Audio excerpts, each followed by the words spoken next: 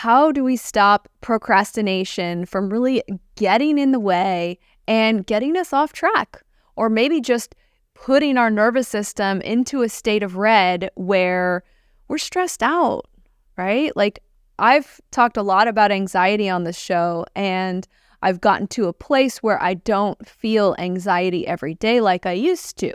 However, when I do this procrastination dance, I do have segments of time where I do start to feel that anxiety again.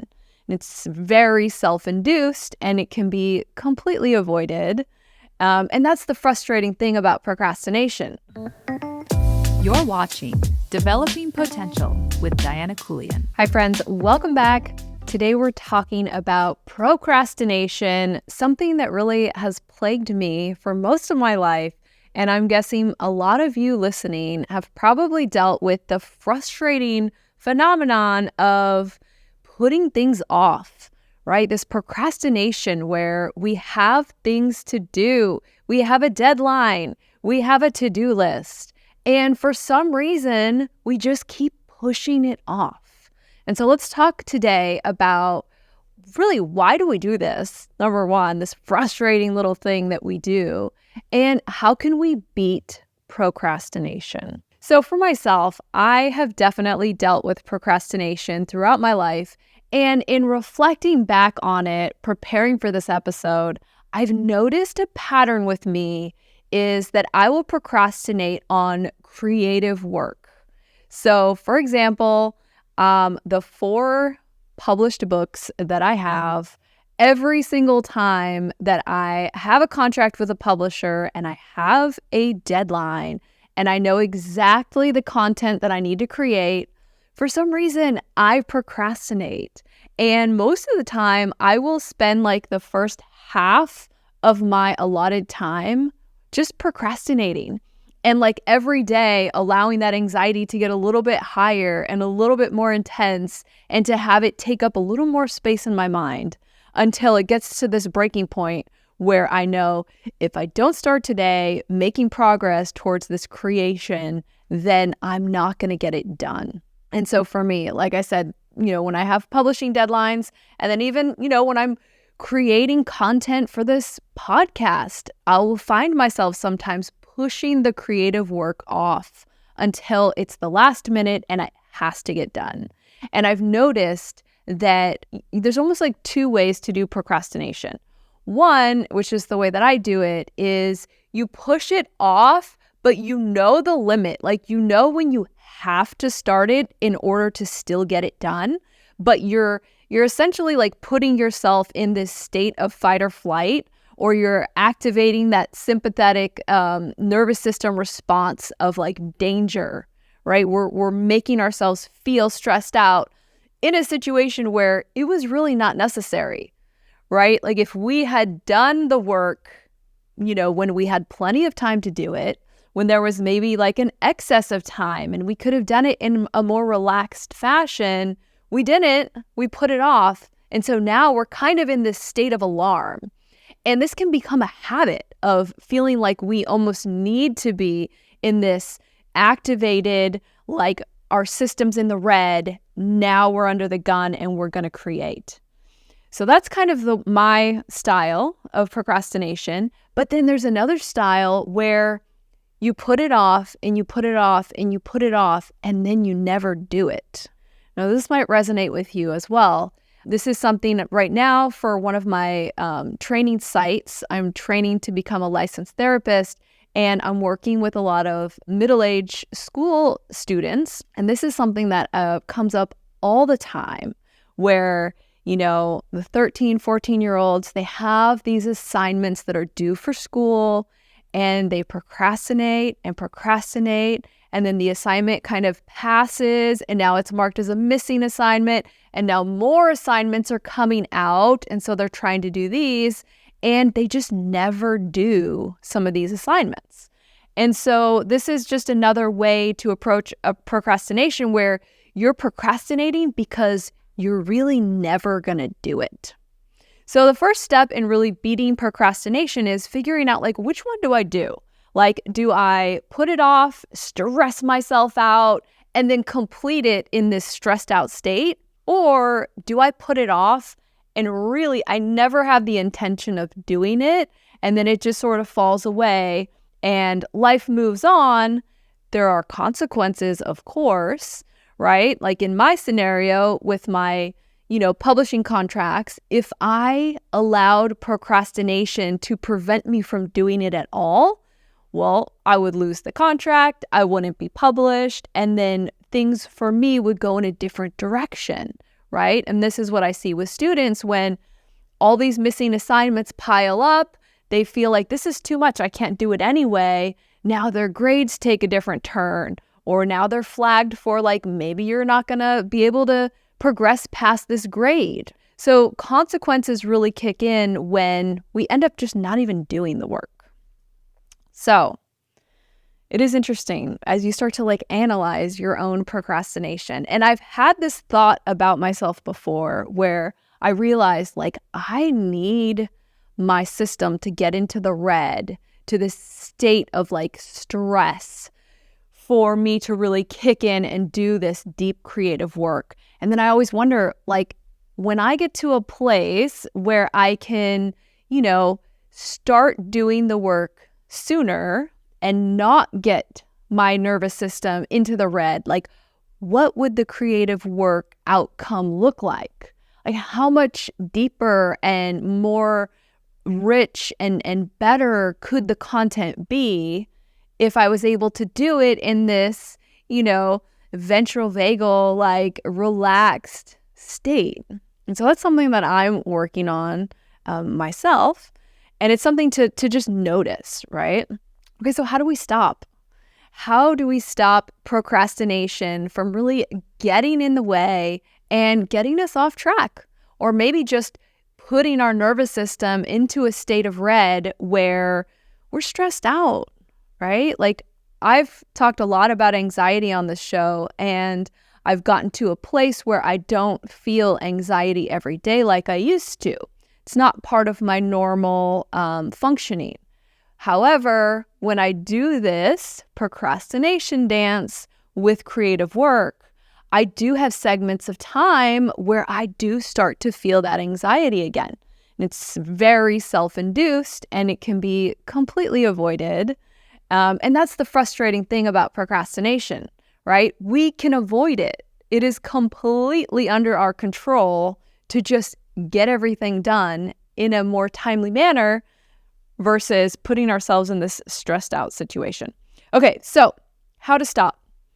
I love this first one because it is so simple, but really just starting with something very small, right? And so for me, when it's creative work, and I know that part of the reason I'm avoiding doing the creative work is really avoiding potential critiques of that work when it's all said and done. So I kind of just slow myself down because I'm anticipating the possibility of getting negative feedback, but starting with something small and non-threatening, right? So even just organizing your workspace. And for me, most of my published cookbooks and everything, I've had to be in the kitchen doing research and making creations and testing this and testing that. And a big part of it was, being in the kitchen and working hands-on with stuff. And then there's the whole like, okay, now type it all up and take the pictures and all of that. So for me, when I was in that process, something small would be just to organize my space in the kitchen and to start doing something. And so if it's creative work on the computer, it's again, organizing your space, like starting to go through the motion of the like lowest hanging fruit, the first little step towards doing what needs to be done. And so you're not doing the thing, but like you're preparing to do the thing. And so getting yourself in the motion of it. And this is something, when you think about it, procrastination, it's not that you're not doing anything, right? It's an active process of choosing to do something else, right? You're still actively doing something. And so with this, starting with something small, You're choosing to actively do something that's getting you in the direction of doing this thing that you're avoiding. So I've heard there's a technique called the 5-minute miracle.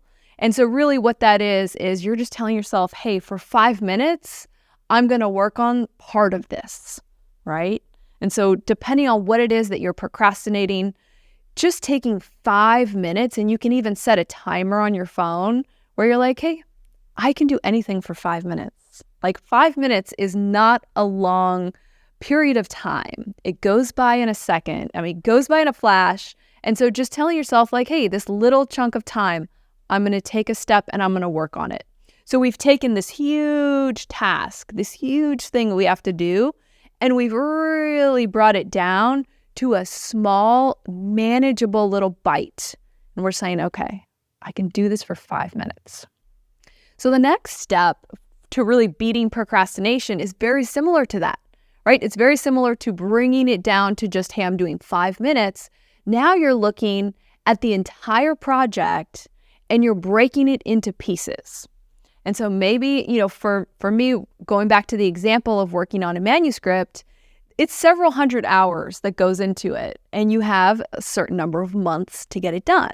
And so it's, taking the time and the organization to say, how many hours do I have to pour into this? Or if it's a cookbook, it's like, hey, how many recipes do I have to make? Okay, 120. Well, how long does it take me to make one recipe, right? Doing the math and then organizing yourself with the knowledge of like, what are the small chunks to get this done? And so maybe it's, I have to do 2 recipes a day for X amount of days, or whatever it might be for you. So breaking a huge thing down into little chunks. And so it just becomes so much more manageable. And then when you approach it, right, when you actively approach doing this as opposed to doing a distracted activity, you're not doing the whole thing, right? You're not looking at this whole thing you have to do. You're looking at one little piece of it. And it's so much more manageable to take on just one little piece. Another idea that's really popular with the concept of beating procrastination is to have a power hour, which essentially means you have 1 hour a day, and you might call this your magic hour or whatever you want to call it, but you have it set aside and it's dedicated to doing the things that you've been putting off. And so to make this magic hour or power hour productive, you're going to reduce distractions. If you have your phone, you're going to turn it on Do Not Disturb. You're going to push it away from you. All of your social media tabs will be closed, right? You might turn your phone, take your phone off the hook if you're in your office, and you're going to focus for that 1 hour. And again, we've made this such a manageable idea because we're not saying, hey, it's an 8-hour work day, focus for 8 hours. We're saying take that 1 hour and very strategically focus your attention on chipping away at the things that you've been procrastinating. It's like when you really break it all down, like it makes so much sense. But I feel like we just get in the motion of it and we don't take the time to step back and really analyze, like, how can I beat procrastination? So at the end of the day, implementing just a few of these techniques can dramatically reduce procrastination. Okay, accountability. Accountability comes up so much in self-development because it's such a powerful way to stick to what we want to do, right? When we know that there's someone else to be accountable to, it's not just letting ourselves down. Now you're letting another human down, or you're even just allowing another human to see that you're procrastinating, which can be embarrassing, right? You want to save face. You want to, maintain your reputation with the people in your life. And so any way that you can build accountability in, if it's a huge project like a publishing deadline that you're working on, then maybe setting up like a weekly check-in with somebody to make sure that you're on track. Now it's not just you who's going to be feeling like, like you're behind, now you have to tell another human. And that is, don't underestimate the power of having to be accountable to another human. It is such a powerful way to stay motivated and to really beat procrastination. Okay, focusing on your why. Why do you need to get this thing done? And if you don't have a strong why, it can almost be impossible to motivate yourself to push through procrastination to get something done that you really don't want to do, right? And so the stronger your why, the easier it is to really push through procrastination. And maybe you're not sure, because oftentimes we have these tasks and we have these different things that we need to do, but we don't stop to really think it through. And this is something that I do with students when, we've got all these missing assignments, and the motivation for each of these little assignments that don't feel like that big of a deal to them, that's not motivating.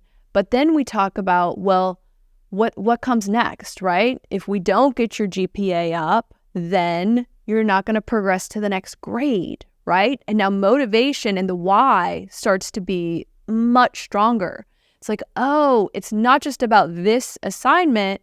This assignment is a step towards graduating, right? And so connecting this task that you are really reluctant to do with something bigger that you want.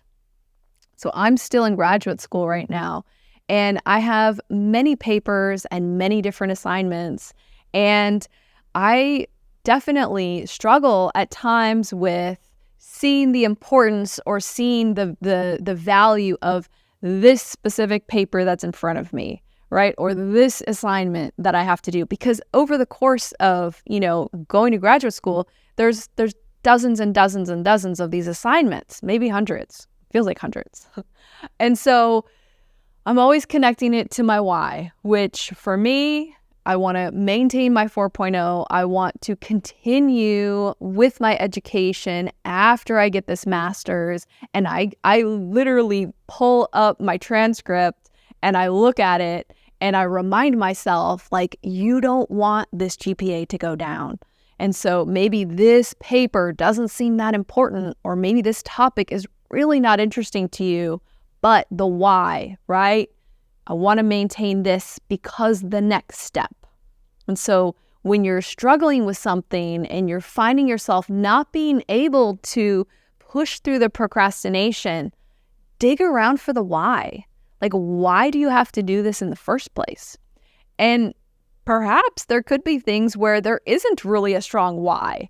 And then you're like, okay, this makes sense that I'm procrastinating because I don't have a strong enough reason to get it done in the first place. And you may be able to weed out some of your workload that way. Be like, hey, you know what? I don't know why this was put on my plate, but there's no big why for me. And so instead of just feeling like I should do it and procrastinating, maybe I'm going to address it and just say, it's not going to get done because there's no big why for me. It's another option, right? So throughout all of this, throughout our process of dealing with procrastination and analyzing, why am I doing this? What can I do differently? What steps can I put into place to prevent me from being in this position in the future? I really want to urge you to be kind to yourself. And this is a theme that really comes up a lot as we are here together working on our self-development, but really being kind and encouraging to yourself as you work through these things. And it's really easy to take the opposite approach and to be kind of hard on ourselves. And as we know, when we're feeling anxiety over the procrastination and our system's already in the red, if we then decide to start, being down on ourselves or internally criticizing ourselves for like, oh, here I go again, procrastinating again, we can kind of pile on and make things even worse. And so really just taking it with the thought of, I'm going to be kind to myself. The more that I can kind of release some of this tension and anxiety around the procrastination that's happening, the easier I'm going to move through it. Just keeping that in mind. And then if procrastination keeps coming up in your life, and if none of these tips are working, right? If you're not able to start with something really small to even get that first step going, if you aren't able to really organize yourself to break it into pieces, to make it happen over a timeline, and then if you're not able to find a way to incorporate accountability, and you simply can't find a why for a lot of things, or maybe you find a why, but then it doesn't have much of a grip on you, right? Like maybe you feel a division in your own mind of like this, feeling ambiguous, like half of me feels like this is a strong why and I need to do it. But then this other half of me says like, no, or maybe a little more than half of you because it's winning is like, no, it's not worth it. And if you just feel this and you're not able to push through, I would recommend working with a therapist. And there's some specific ones, like specific trainings that can really help. The first one that comes to mind would be motivational interviewing.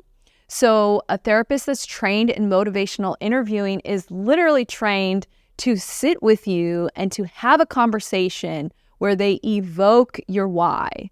They ask the questions and they notice the things that you say, and they help you to strengthen this motivation and to kind of sway you over to the side of like, yes, I need to do it, right? Another type of therapist would be cognitive behavioral therapist.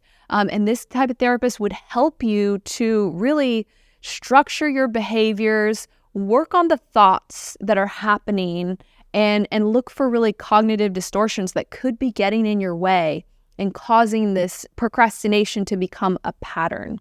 And then, of course, one of my very favorite, EMDR therapy. Potentially it could be some self-limiting beliefs that are really stuck in your limbic system and these dysfunctional memory networks that are really kind of taking over and blocking you from getting these things done and making procrastination really part of your negative beliefs about yourself. And so that would be going in as deep as you can go. And I would certainly applaud anyone who says, you know what? Yeah, I'm just gonna dig around in there and I'm gonna weed out what's blocking me. So yeah, when you look up a therapist, many therapists are trained in all of these modalities. But it is always good to just see like, hey, what trainings have they had? What certifications? Like, what techniques do they use?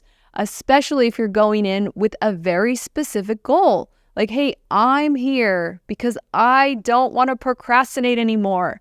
And here's how procrastination has been really limiting my growth.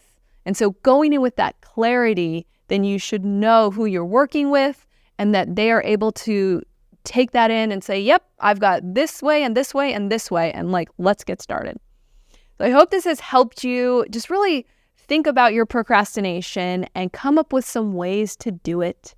And I just thank you so much for joining me and for working on yourself and really wanting to develop yourself to the best potential that you have, and just knowing that you have radiance and knowing that you have more to give and more to access of yourself. So thank you for watching. I appreciate it. If you like it, please subscribe, drop us a comment. Tell me about your patterns of procrastination or your techniques for overcoming procrastination. Thank you so much. I will be back next week with more content. Thanks for watching Developing Potential with Diana Keuilian.